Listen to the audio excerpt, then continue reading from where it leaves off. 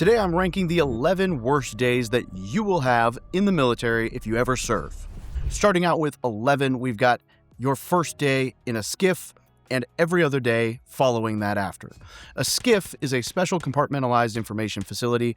Basically, it is a windowless vault with no cell phones allowed. If you've ever watched a movie where someone walks through a compound, they have to lock their phone up and then buzz through a gate and then get their ID checked and buzz through another gate, that's a SCIF.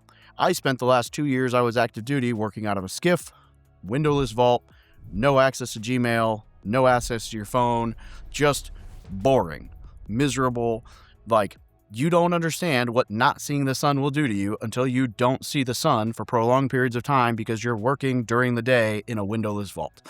It sucks. It is just not fun. And for all my intelligence bubbas out there, you get it. Number 10 is every holiday on duty. Really, it's every day you spend on 24-hour duty and every night that you get woken up on fire watch. These will happen inevitably throughout your career, but it's especially annoying when, let's say, it's the 4th of July. In fact, we just had the 4th of July 250th anniversary for the United States of America, right? And all across the country, there were people stuck on post, watching a desk, watching paint dry, being on call in case someone got a DUI, doing nothing, bored out of their mind for that 24 hours. There's somebody on post at every unit across the military every day. Christmas Day, New Year's Day, 4th of July, doesn't matter. Your birthday, doesn't matter.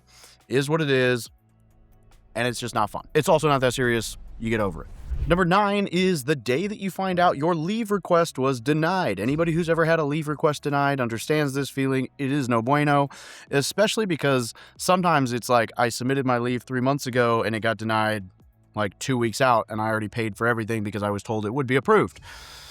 Generally, hopefully, you get a little quicker flash to bang, and most people learn very quickly in the military not to buy your tickets until your leave is approved. Number 8 coincides with this. This is the Monday after your leave ends. And really, this could just be the day after your leave ends because you might check back in on a Monday afternoon and show up to work on Tuesday. But essentially, that first day back to work after taking a real good vacation, just not fun. Number 7 is when you realize you're not junior enlisted anymore. This is when you get to have no more fun. You're now the responsible adult. You get to make the rules. You get to make the bedtime. You get to be the bad guy who tells everyone to show up earlier than they were originally under the impression they had to show up, or that they have to run in the morning when they don't want to. You also often become a desk jockey. For me, as I was getting promoted throughout the Marine Corps, right, I loved when I was driving, leading convoys in Afghanistan. I loved when I was driving, running missions, even not in Afghanistan. Hell, I even enjoyed a lot of recruiting duty, which is not a ton of fun, because I was boots on the ground, doing the work, doing the thing. I could see the fruits of my labor. And the more you get promoted, at some point I got to where I was running a motor pool, and that was fun because I was in charge of 40, 50, 60 Marines. I got to do all the thing. I got to have the presentations and the awards, and, I got to hold formations. I had Marines that worked with me that liked me, and I got to control the logistics, the operations, and I got to shield them from the bullshit. And then from there, I got promoted again, and I ended up in units where I would sit at a desk. My job was PowerPoint and computers and briefs and bullshit, and it was just sucked the life out of you. Just not fun anymore. Number 6 is your last day at any unit. Whenever you PCS, there's always a bittersweet. Sometimes you really want to leave that unit or that duty station, but there's still a bittersweet for the people that you became friends with that you're now parting ways with, and you don't really know if or when you'll see them again. Number 4 is the yellow footprints. This is receiving week, receiving day at boot camp. This is when you get off the bus and you're like, oh, what did I get myself into? That moment. We've all seen it on TV. We've all experienced it if we've served. It's different in every branch, but the moment's the same. The first interaction with your drill instructors and your butthole puckers and you're like, oh man. In fact, I did a post on my Instagram not too long ago where we asked when was the first time in the military that you ever had second thoughts or were like, what did I get myself into? And I would say, going through those comments, I would imagine the most common response was the first day.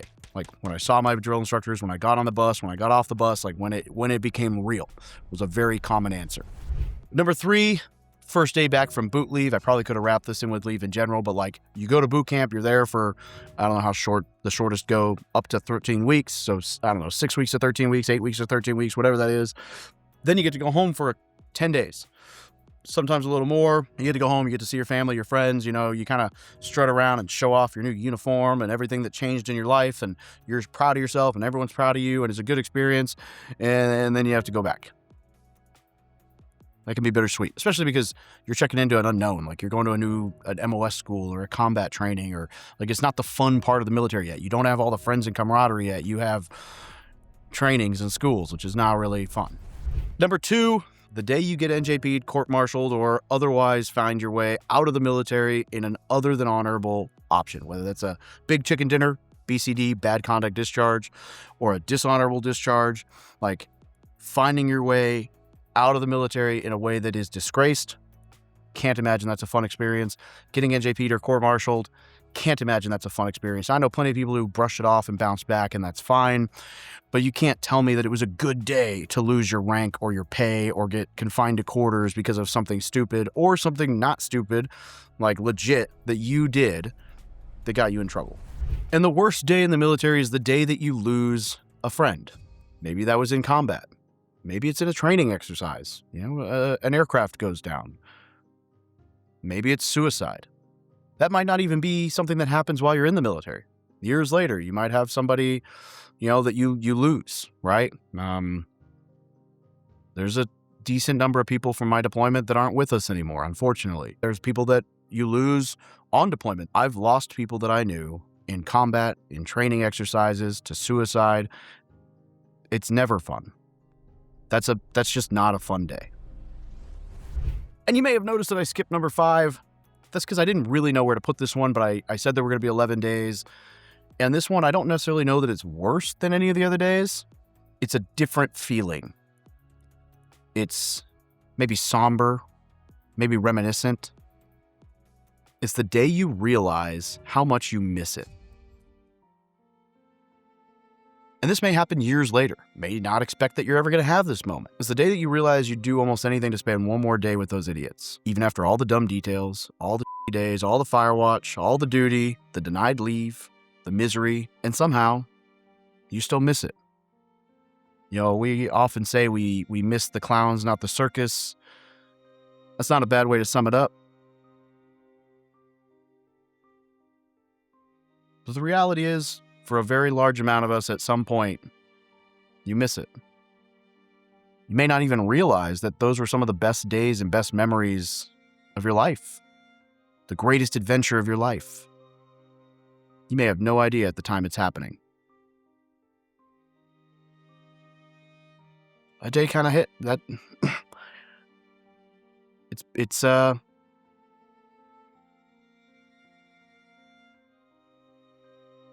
not fun. And it may not, realistically, that's not a worst day in the military. It's a worst day after the military. But it hits, and it keeps hitting. Because you're never going to get that time back.